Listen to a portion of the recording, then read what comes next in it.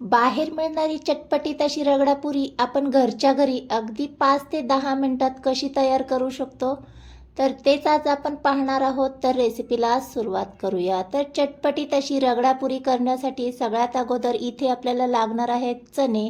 तर झालं असं, भाजीसाठी मी चणे भिजत घालणारच होते, त्यामुळे थोडेसे जास्त प्रमाणात भिजत घातले. रात्रभर चणे भिजत घातले आणि त्यातले थोडे चणे मी भाजीसाठी वापरले आणि थोडे चणे जे मी बॉईल करून घेतले होते. बॉईल करत असताना त्यामध्ये हळद आणि मीठ घालून थोडंसं पाणी घालून कुकरच्या 2 शिट्ट्या मी करून घेतल्या. तर आता इथे मी चणे बॉईल करून घेतलेले आहेत. याऐवजी तुम्ही पांढरे वाटाणेही वापरू शकता. तर इथे मी काबुली चण्याने चटपटीत अशी रगडापुरी करणार आहे.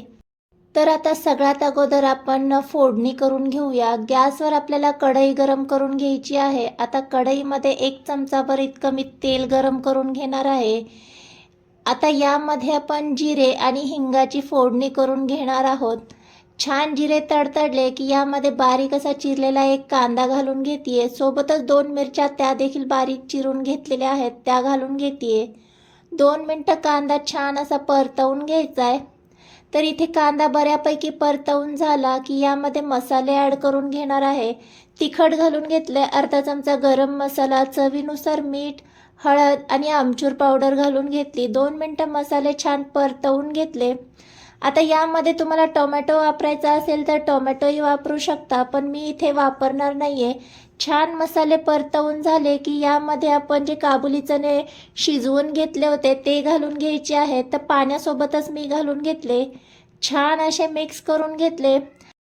आता काय करायचं आहे, यामध्ये मी 1 बटाटा घेतलेला होता, उकडून मॅश करून घेतलेला आहे, तो घालून घेणार आहे. बटाट्यामुळे छान बाइंडिंग येतं भाजीला, त्यामुळे बटाटा घालून घेतला. आता थोडंफार याला मॅशरने मॅश करून घ्यायचं आहे. अगदी बारीक असं नाही करायचं, आपल्याला थोडे थोडे काबुली चणे खडे खडे ठेवायचे. थोडंफारच मी मॅश करणार आहे. तर इथे पाहू शकता या पद्धतीने मी मॅश करून घेतलेलं आहे. अगदीही बारीक असं मॅश नाही केलेलं, थोडंसं रफलीच मॅश केलेलं आहे. परफेक्ट इथे झालेलं आहे. याच पद्धतीचा रगडा हवा आहे. तर थोडंसं थिक आहे, त्यामुळे आणखी थोडंसं यामध्ये मी साधारण 1 ग्लास इतकं गरम पाणी घालून घेते. परफेक्ट असं कन्सिस्टन्सी झालेली आहे. तुम्हाला आणखी पातळ हवी असेल तर यामध्ये आणखी पाणी वाढवू शकता. छान अशी उकळी काढून घ्यायची आहे. उकळी काढत असतानाच यामध्ये मी साधारण 2 चमचे इतकी हिरवी चटणी घालून घेते. तुम्हाला हवं तर चिंचगुळाची चटणी देखील यामध्ये ॲड करून घेऊ शकता, पण मी फक्त हिरवी चटणीच ॲड करून घेतली. छान अशी उकळी काढून घ्यायची आहे. तर इथे पाहू शकता झटपट आणि इन्स्टंट असा आपला इथे रगडा तयार झालेला आहे. उकळी आली की गॅस बंद करून घेऊया. हा रगडा तुम्ही पॅटीससोबत देखील सर्व केला तरी भन्नाट असा लागतो, पण हा आज आपण थोडासा वेगळ्या पद्धतीने म्हणजे रगडापुरी करणार आहोत. त्यासाठी आपण एका प्लेटमध्ये पुरी काढून घेऊया. तर पुरीसोबत देखील हा रगडा खूपच सुंदर लागतो, त्यामुळे इथे मी प्लेटमध्ये पुरी सर्व करून घेतलेली आहे.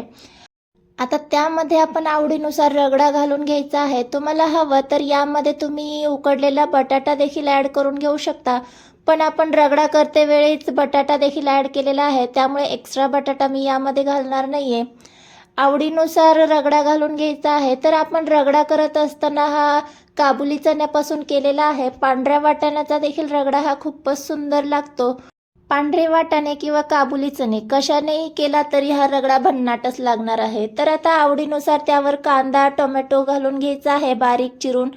आवडीनुसार हिरवी चटणी घालून घ्यायची आहे, कितपत तुम्हाला तिखट हवं आहे त्यानुसार. आणि चिंचगुळाची आंबट गोड चटणी घालून घ्यायची आणि भरपूर अशी नायलॉन शेव घालून घ्यायची आहे. तर इथे सर्विंग तुम्ही तुमच्या आवडीनुसार म्हणजे कितपत तुम्हाला तिखट किंवा गोड आवडतं त्यानुसार करून घ्यायची आहे. वरून भरपूर अशी बारीक चिरलेली कोथिंबीर घालून घ्यायची आणि आवडत असल्यास वरून थोडीशी मिरची पावडर आणि आमचूर पावडर भुरभरून घ्यायची आहे. तर इथे तुमच्या लक्षात आलंच असेल, बाहेर मिळणारा अगदी रगडा पुरी चाट आपण घरच्या घरी 5 ते 10 मिनिटात कसा तयार केलेला आहे. तर आजचा रगडा पुरी चाटचा व्हिडिओ तुम्हाला कसा वाटला? व्हिडिओ तुम्हाला थोडासा जरी आवडला असेल तर प्लीज व्हिडिओला लाईक आणि चॅनलला सबस्क्राईब करायला विसरू नका. भेटूया अशाच एका नवीन इंटरेस्टिंग साध्या सोप्या रेसिपीसोबत. तोपर्यंत मस्त खा आणि स्वस्त रहा. बाय.